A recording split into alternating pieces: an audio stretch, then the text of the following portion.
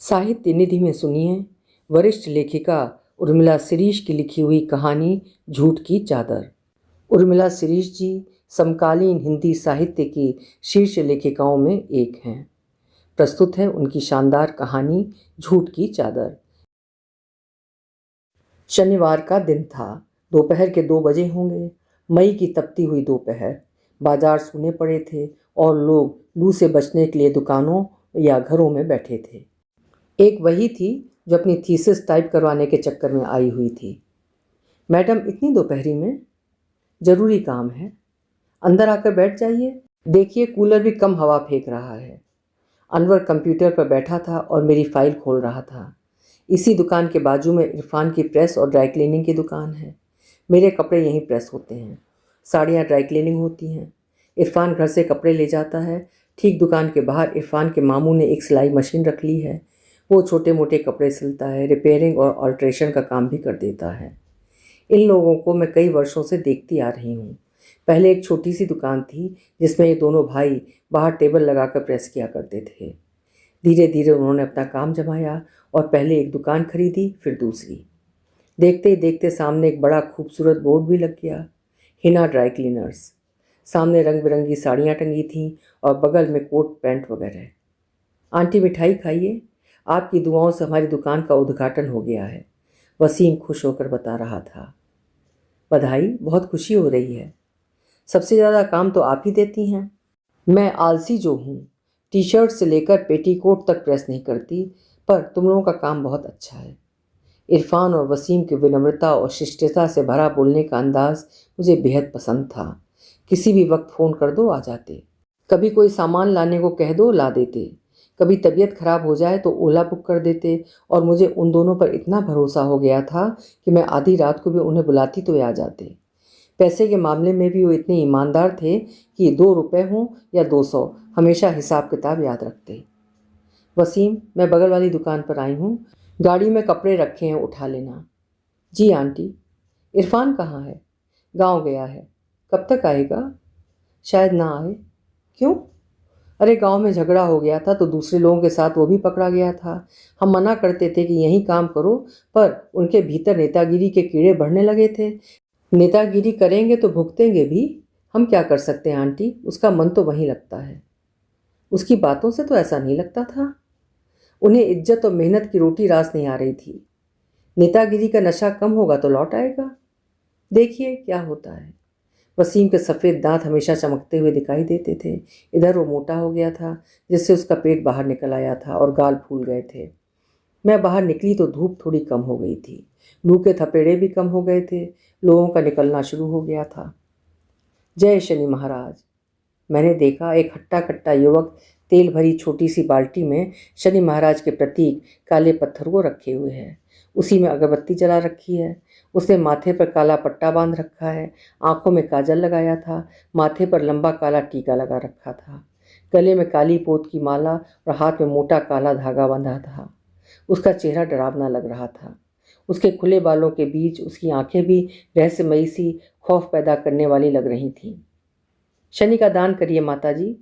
वो गाड़ी के एकदम करीब आकर कांच के अंदर चेहरा करके बोला। चेहरा बाहर करो, मैंने कांच चढ़ाते हुए कहा। ड्राइवर शायद पानी पीने गया था। जय शनि महाराज। माताजी दान दीजिए, शनि महाराज आपका कल्याण करेंगे। क्या उम्र है? 20 साल। काम क्यों नहीं करते? क्या काम करें, दान मांग रहे हैं। वो दांत निपोर कर बोला। मेरा हाथ बैग को जोर से पकड़ता जा रहा था। पता नहीं कब मौका लगते ही बैग छीन कर भाग जाए। मैंने धीरे से अपनी चेन को भी पल्लू के अंदर छुपाना शुरू कर दिया। वो एकदम गाड़ी से टिका खड़ा था। माताजी दे दो। जाओ, आगे जाओ, मैंने अपना चेहरा दूसरी तरफ फेरते हुए कहा। लेकिन वो टस से मस नहीं हो रहा था। थोड़ी देर बाद मैंने देखा उसी उम्र के, उसी वेशभूषा में 7-8 लड़के छोटी छोटी अलग अलग गलियों से निकलते हुए इसी तरफ आ रहे हैं। माताजी शनि का दान कहते हुए वे सब गाड़ी के आसपास आकर खड़े हो गए। ड्राइवर पता नहीं कहाँ चला गया। मैं मनी मन घबरा रही थी। मैंने गाड़ी का हॉर्न बजाया, एक बार नहीं, कम से कम 3-4 बार। आसपास की सड़क पर इक्का दुक्का लोग अपनी धुन में चले जा रहे थे। तुम लोग जा रहे हो या मैं बुलाऊं किसी को? किसको बुलाएंगी? क्यों बुलाएंगी? हमें दान दे दीजिए, हम चले जाएंगे, वो उद्दंडता से बोला। सुबह से 4-5 बार दान दे चुकी हूँ। अच्छा धंधा बना लिया कि कहीं से भी सामान इकट्ठा किया और शनि के नाम पर दान मांगने निकल पड़े। आप देती हैं या नहीं? अब वो धमकी के अंदाज में बोला। नहीं दूंगी तो वो लड़का कांच पर हाथ रखकर खड़ा हो गया, जिसे मैंने थोड़ा सा खोल कर रखा था। सोनू मोनू उस तरफ से आ जाओ, उसने दूसरे लड़कों को आदेश देते हुए कहा। मैं पुलिस को बुला लूंगी यदि तुम लोग नहीं हटे तो, मैंने चिल्लाकर कहा। मेरी गाड़ी सड़क से उतरकर दूर खड़ी थी, जहाँ से सूनी सड़क शुरू हो जाती थी। धर्म के नाम पर ठगी करने वाले तुम सब गुंडे बदमाश हो जो ज़बरदस्ती कर रहे हो। आंटी मान जाओ। वे धीरे धीरे गाड़ी को घेरते जा रहे थे। वे 7-8 थे और मैं अकेली। मैंने ज़ोर से हॉर्न बजाया। मैं लगातार हॉर्न बजा रही थी। ये तो आंटी की गाड़ी है, उसी से हॉर्न की आवाज़ आ रही है। वसीम ने प्रेस को अलग रखकर बाहर निकल कर देखा, पर आंटी तो दुकान में नहीं थी। चलकर देखना चाहिए। वसीम बाहर निकलकर गाड़ी की तरफ बढ़ने लगा। 2 लड़के उसकी तरफ दौड़कर गए और उसे धक्का मारने लगे। क्या कर रहे हो? वसीम कुछ समझता इससे पहले ही उन्होंने जोर का धक्का मारकर उसे गिरा दिया। मामू मामू जल्दी आओ, वसीम चिल्लाने लगा। उधर बाकी लड़के कांच को खोलकर उनका पर्स छीनने की कोशिश कर रहे थे। वसीम वसीम वसीम तेजी से उठा और गाड़ी की तरफ आया।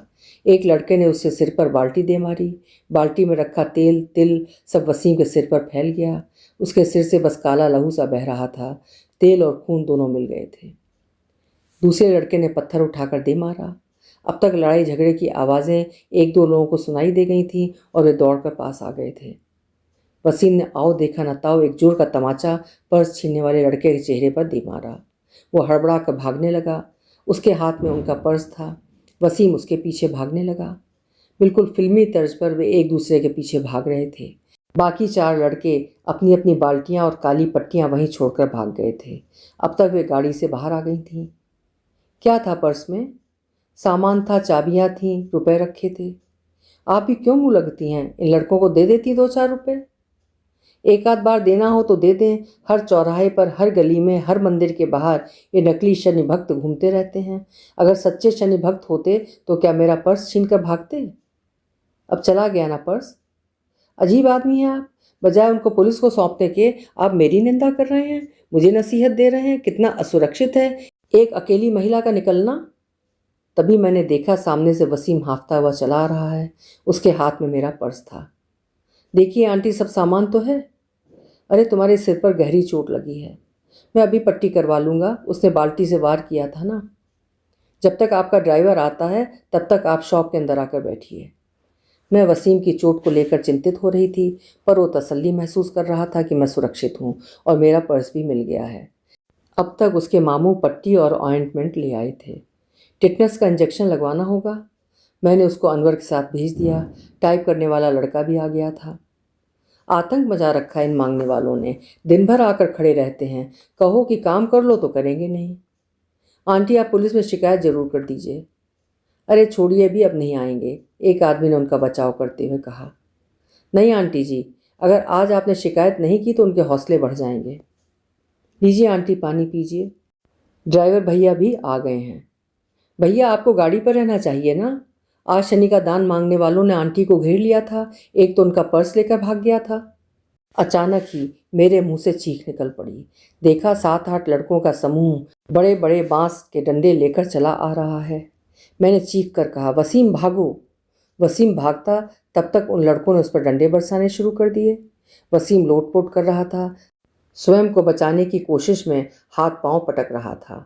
सड़क पर आते जाते लोग अपने अपने रास्ते वापस लौट रहे थे। एक बड़े सांप्रदायिक दंगे की संभावना को लेकर बातें बना रहे थे। साले हमारे धर्म को गाली देता है, हमारे देवता को फेंकता है और देगा गालियाँ। जवान काट लेंगे, बहुत इतरा रहा है। दुकान में आग लगा देंगे, यहाँ रहने लायक नहीं छोड़ेंगे। अरे झूठ क्यों बोल रहे हो? ये झूठ बोल रहे हैं। लगातार बढ़ती भीड़ देखकर मेरे हाथ पांव फूलने लगे। हालांकि पुलिस को सूचना दे दी थी, मैं पुलिस के अलावा किसी पर यकीन नहीं कर सकती थी। करीब 10 मिनट बाद पुलिस आ पहुंची। कुछ लड़के भाग गए थे और कुछ पकड़े गए थे। वसीम को काफ़ी चोटें आई थीं। उसे तुरंत हॉस्पिटल भिजवाया गया। मैं थाने में बैठी थी। मेरे पीछे 7-8 लोग खड़े थे। ये वो लोग थे जो लड़ाई के समय अपनी अपनी दुकानों में मुंह छुपाकर बैठे थे, लेकिन अब नेतागिरी करने के लिए आ गए थे। आंटी, याद है ना क्या बोलना है? वे मेरे ऊपर सब झूठ बोलने का दबाव बना रहे थे। वसीम बेकसूर है, पर उसने हमारे देवताओं को गाली दी थी। पुलिस इंस्पेक्टर आ गया था। बताएं मैडम, क्या हुआ था? मैंने शुरू से आखिर तक की सारी घटना बयान कर दी और आखिर में यह भी बता दिया कि न तो वसीम ने किसी को गाली दी और न पहले मारपीट की, बल्कि ये लोग मेरा पर्स छीनकर भाग रहे थे। वो मेरा पर्स नहीं छीनने दे रहा था। बाल्टी उठाकर उन दोनों ने उसके माथे पर मार दी थी। इन लोगों ने धंधा बना लिया है, शनि देवता के नाम पर दान मांगना और लोगों को आतंकित करना। पैसा ना दो तो गालियां देते हैं। ये झूठे हैं, गुंडे हैं। मैं लगातार बोले जा रही थी। आंटी चलिए। वसीम ने मेरा हाथ पकड़ा और गाड़ी की तरफ चलने लगा। अपनी नाजायज़ औलाद को कब तक बचाएगी? मेरे कानों में खौलते तेल की तरह वाक्य पड़ा। मैंने पलट कर घूर कर देखा। छोड़िए भी आंटी, उन दोनों लड़कों को जेल में बंद करा दिया है, आप चिंता ना करें। आज इरफान भी आ जाएगा, वो आपकी हिफाजत करेगा। हम लोग हैं ना आंटी, आप बिल्कुल चिंता ना करें। वसीम ने गाड़ी का गेट खोला, मुझे बैठाया और मेरे वहाँ से निकलने तक खड़ा रहा। अपना ख्याल रखना वसीम, मेरे कारण तुम्हारी ये हालत हो गई, सॉरी, मैं अपने आंसू पोंछते हुए बोली। आंटी, मैं आपके बेटे की तरह हूँ, आपकी हिफाजत करना हमारा फ़र्ज है। मैंने देखा वसीम अब भी वहीं खड़ा था। अभी आप सुन रहे थे उर्मिला शिरीष जी की लिखी हुई कहानी झूठ की चादर। मानवता धर्म से ऊपर है का स्पष्ट संदेश देती ये कहानी। उम्मीद है आपको पसंद आई होगी। पसंद आई हो तो कहानी को लाइक करिएगा और चैनल अभी तक सब्सक्राइब न किया हो तो आपसे अनुरोध है कि चैनल भी सब्सक्राइब करें। हार्दिक धन्यवाद।